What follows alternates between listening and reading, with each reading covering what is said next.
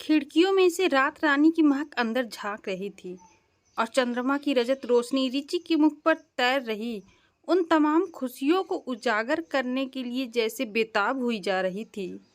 वह अपने भीतर बह रहे प्रेममय सागर को समेटने का भरसक प्रयास करने में लगी थी, पर खुशियों की लहरें दिल की दीवारों को बार बार लाग कर उसके तन मन को छू कर रोम रोम पुलकित कर देती। मन में हिलोरे ले रही इन लहरों ने उसकी रातों की नींद चुरा रखी थी। ध्यान बार बार मोबाइल की ओर जा रहा था। घर में मम्मी पापा इस समय तक गहरी नींद में सो जाते हैं।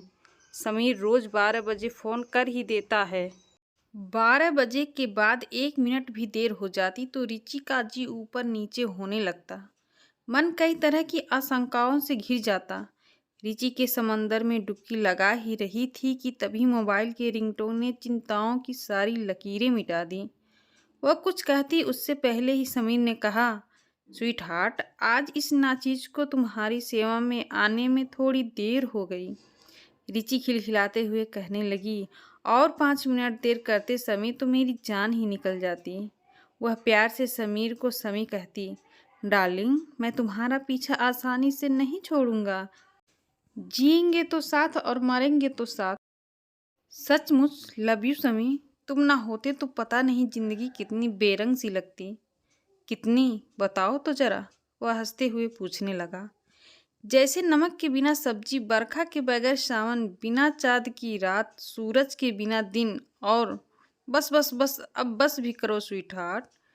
रिची कैसी दिख रही हो, जरा बताओ ना प्लीज। तुम्हें देख लूँ तो दिन सफल हुआ समझो। तुम तो हीरो बनने लगे समी। लेकिन इस वक्त मैं फ़ोटो नहीं भेज पाऊँगी। क्यों, तुम्हें मुझ पर भरोसा नहीं? अपने आप से भी ज़्यादा भरोसा तुम पर है। पर अभी नहीं प्लीज़। परसों तुम्हारा बर्थडे है, मेरे लिए बहुत स्पेशल डे है। बोलो कब और कहाँ मिलोगे? ओह रिची, परसों आने में अभी पूरे 32 घंटे पड़े हैं। कल ही मिलते हैं ना। कल मुझे प्रोजेक्ट सबमिट करना है तो कॉलेज में देर हो जाएगी। कल तो फ़ोन पर भी बात हो पाना मुश्किल लग रहा है। रिची, चाहो तो जान ले लो, पर इतनी बड़ी सज़ा मत दो। तुमसे बात किए बिना दिन काटना बहुत मुश्किल है समी। इस प्रोजेक्ट से बहुत से स्टूडेंट जुड़े हैं और यह प्रोजेक्ट सफल रहा तो मेरी प्रमोशन तय समझ लो। तो क्या मुझसे ज़्यादा इम्पोर्टेंट यह प्रोजेक्ट है? समी, तुम जानते हो घर गृहस्थी की सारी जिम्मेदारी मेरे ऊपर है। आए दिन मम्मी पापा का हॉस्पिटल चलता रहता है। अच्छा चलो, जैसे तैसे दिल पर पत्थर रख लूँगा, पर परसों पक्का हमें मिलना है। तुम रोज़ वे कैफ़े में ठीक शाम 6 बजे आ जाना। ओके, गुड नाइट समी। क्या रिची, कम से कम कोई इमोजी ही भेज दो जैसे मैं तुम्हें भेजता हूँ। तुम भी ना समी।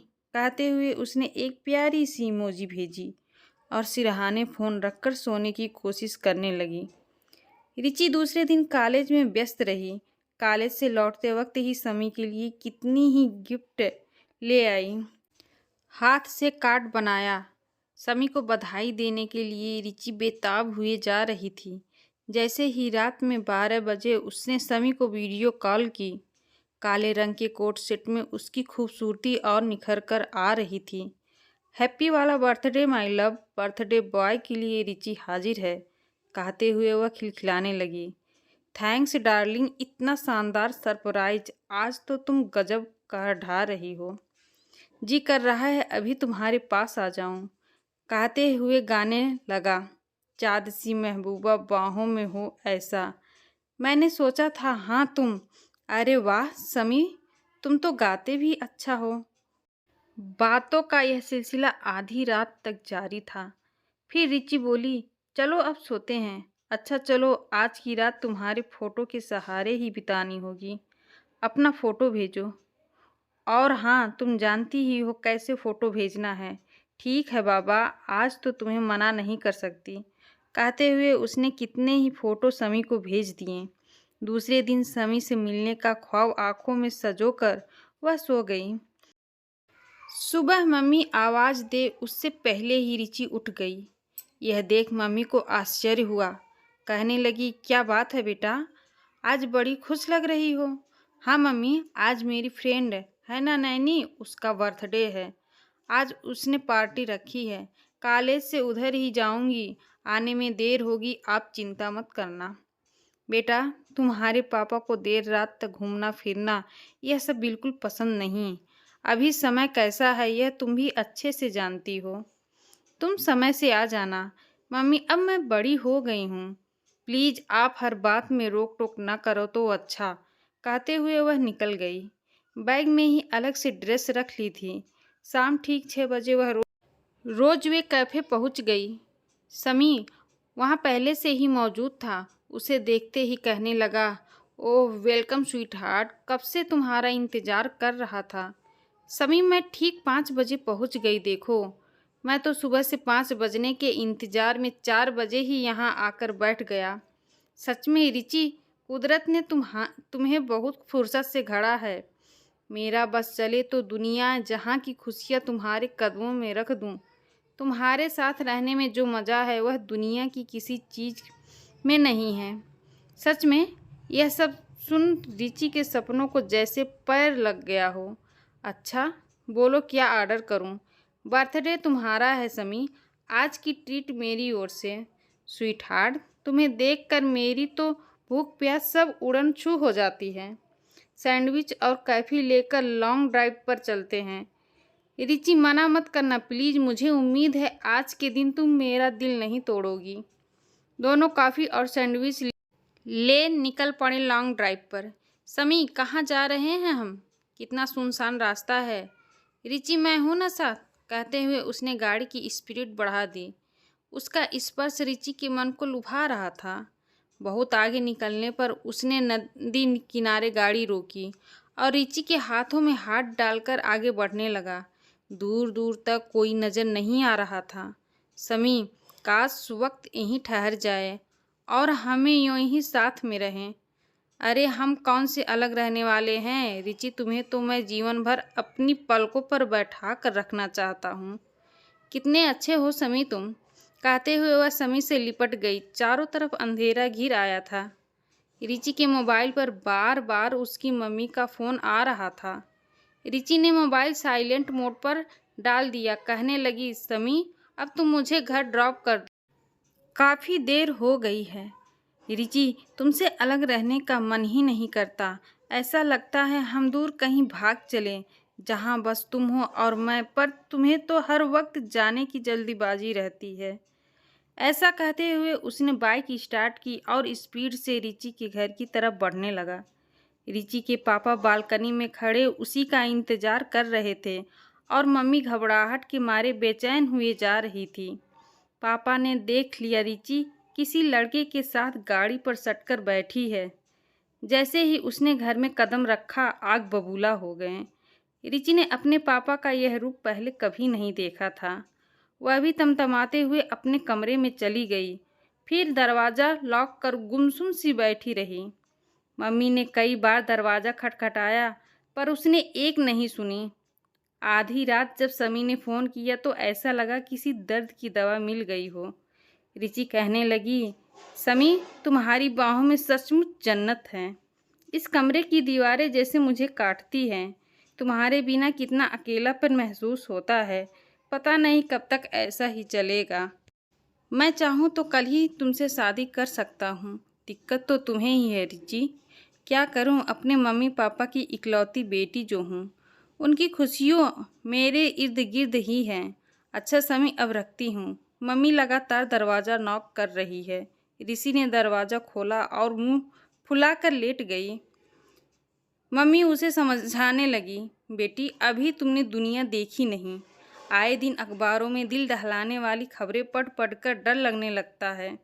वैसे कौन है वह लड़का जिसने तुम्हें घर छोड़ा, और वह करता क्या है? तुम उसे कहाँ मिली? मम्मी, नैनी की बहन की शादी में मिला था। समीर नाम है उसका, प्राइवेट कंपनी में जॉब करता है और हम दोनों एक दूसरे को पसंद करते हैं। पागल हो गई हो रिची, एक मुलाकात में तुम उसे दिल दे बैठी। उसकी जात पात खानदान कैसा है जानती हो तुम? तुम्हारी अक्ल तो ठिकाने है। बेटा थोड़ा समझने की कोशिश करो। तुम हमारी इकलौती बेटी हो, हम तुम्हारे लिए जो सोचेंगे वह अच्छा ही सोचेंगे। मम्मी, आप मेरे होकर भी मुझे खुश नहीं रख सकते, और वह पराया होकर भी मेरी भावनाओं को समझता है। आप कुछ न कहो, वही बेहतर होगा। कहते हुए वह तुनक कर घर से निकल पड़ी। रिची के घर से निकलते ही उसकी मम्मी स्वयं को बेसहारा महसूस करने लगी। वे हताश होकर सोफे पर बैठ गई। तभी उसके पापा आए और पूछने लगे, क्या हुआ गीता, तुम इतनी चिंतित क्यों लग रही हो? हमें जिस बात का डर था आखिर वही हुआ। हमारी रिची उस समीर को चाहने लगी है। उम्र की इस दहलीज पर मन में प्यार की भावनाओं का उफान स्वाभाविक है, लेकिन यह ब्याह कर चली गई तो हमारा क्या होगा, यह सोचा है कभी? हाँ, तुम सही कह रही हो। शादी के बाद वह हमारा ध्यान रख पाएगी, इसकी कोई गारंटी नहीं है गीता। हमें किसी तरह उसे समीर से दूर करना होगा। कोई तरकीब सोचनी होगी। समीर कैफे में बैठा रिची का इंतजार कर रहा था। उसे देखते ही कहने लगा, क्या हुआ मेरी जान, तुम इतनी मुरझाई सी क्यों हो? मैं तुम्हें इस तरह नहीं देख सकता माय लव।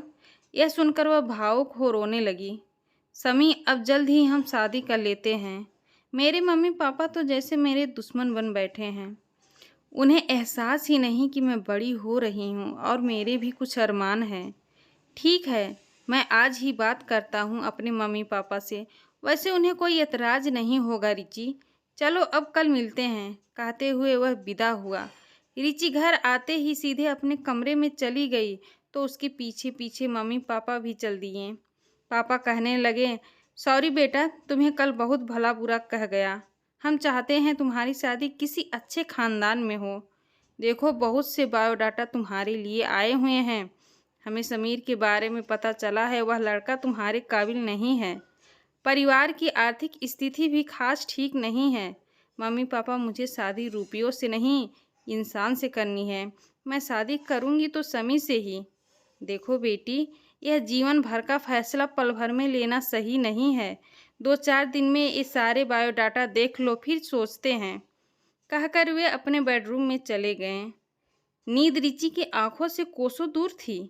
इस एकांत में वह बस समी के ही सपने देख रही थी। पानी पीने उठी तो बोतल खाली पड़ी थी।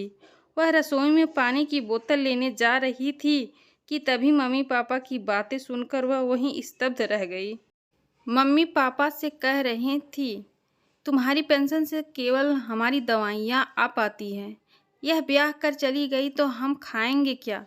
रिची भले ही बेटी है, पर इसने बेटे से बढ़कर सारी जिम्मेदारियां उठाई हैं। मुझे तो कुछ समझ नहीं आ रहा, इसे कैसे समीर से दूर करें। चिंता मत करो गीता, कोई न कोई रास्ता ज़रूर निकल आएगा। मैंने जो बायोडाटा उसके रूम में रखे हैं वे अब सब अमीर घरानों के ही हैं। हाँ, कुछ लड़के 29 हैं, किसी की उम्र बड़ी तो किसी की कोई छोटी मोटी तकलीफ़ें। उससे रिची के जीवन पर कोई विशेष प्रभाव नहीं पड़ेगा और हमारा बुढ़ापा भी आराम से कट जाएगा। हमें या तो घर जमाई मिल जाए या कोई धनाढ्य परिवार। आजकल तो बेटी वाले भी रुपए ले रहे हैं और हम तो मजबूर हैं। क्या करें? हमारे पास सहारे के लिए रिची के अतिरिक्त कोई और विकल्प ही नहीं है। समीर खुद ही साधारण परिवार से है। उससे ब्याह करेगी तो हमें कुछ आर्थिक सहयोग मिलने से रहा, यह तो पक्का है। इसलिए किसी भी तरह इसके दिलो दिमाग से समीर का भूत निकालना जरूरी है। अभी हम मान गई तो ठीक, वरना कुछ उल्टी सीधी तरकीब सोचनी होगी। चलो, अब काफ़ी रात हो चुकी है, सो जाओ। गीता, सोचते हैं इस समस्या का समाधान भी मिल ही जाएगा। और फिर चचा पर विराम लग गया। रिची का मन क्रोध से धधक रहा था। आंखों से अश्रुधारा बहने लगे। इतनी ओछी बात समीर से साझा करने में भी शर्म आ रही थी। मन मसोच कर उसने जैसे जहर का घूंट पी लिया। वह बार बार अपने को कोस रही थी। सारी रात ऊहा-पोह में करवटें बदलते हुए निकली। सुबह सुबह समी का मैसेज देख उसे कुछ राहत मिली। उसने लिखा था कि रिची, मम्मी पापा हमारी शादी को लेकर राजी हो गए हैं। अब तुम जब चाहो हम साथ रह सकते हैं। रिची घर में सामान्य बने रहने का स्वांग रचने लगी। वह धीरे धीरे कर अपने सारे जरूरी सामान की पैकिंग करने लगी। उसने समी को कोर्ट मैरिज के लिए राजी कर लिया था, रिची अपने मम्मी पापा से कहने लगी, मुझे ट्रेनिंग लेने कॉलेज से 8 दिन दूसरे शहर जाना होगा। यह ट्रेनिंग ले लूँ तो मेरी प्रमोशन आसानी से हो जाएगी। थोड़े दिन ही सही, शादी की बला टली, यह सोचकर मम्मी पापा खुश हो रहे थे। रिची ने बैग पैक किया और धीरे कोर्ट में पहुंची, जहां समी पहले से ही मौजूद था। रिची का मन आजाद पंछी सा उड़ने लगा। उसके दिल के सूने आंगन में समी ने प्रेम की कई रंग भर दिए थे। इस नए घर में उसे वह सब कुछ मिला जो तमन्ना एक नवविवाहिता की रहती है। समी ऑनलाइन मीटिंग में व्यस्त था। तभी रिची ने अपने मोबाइल से अपने मम्मी पापा को मैसेज किया, मम्मी पापा, आपको यह जानकर अफसोस होगा कि आपका लॉटरी टिकट यानी मैं हमेशा हमेशा के लिए वह घर छोड़ चुकी हूँ। मैं उम्र के 30 साल पार कर चुकी हूँ और अपना भला बुरा समझती हूँ। अपने स्वार्थ के लिए जब आप मम्मी पापा अपनी बेटी की खुशियाँ कुर्बान कर सकते हैं तो ज़रूरी नहीं मैं भी आपकी जिम्मेदारी उठाऊँ।